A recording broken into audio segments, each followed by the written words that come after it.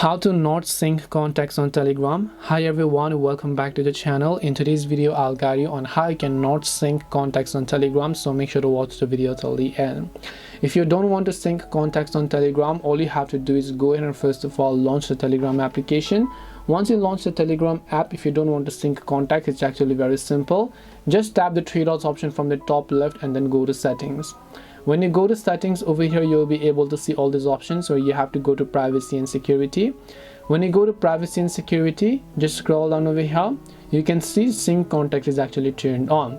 So if you want to not sync or unsync those contacts, turn off this toggle. And if the contacts has already been synced, you can tap on delete sync contacts here, tap on delete, and the contacts that are synced are also going to get deleted. This way you can not sync contacts on Telegram. Hope this video was very helpful. If you have any questions, feel free to leave them down. Thank you for watching till the end of this tutorial, and see you soon in our next video.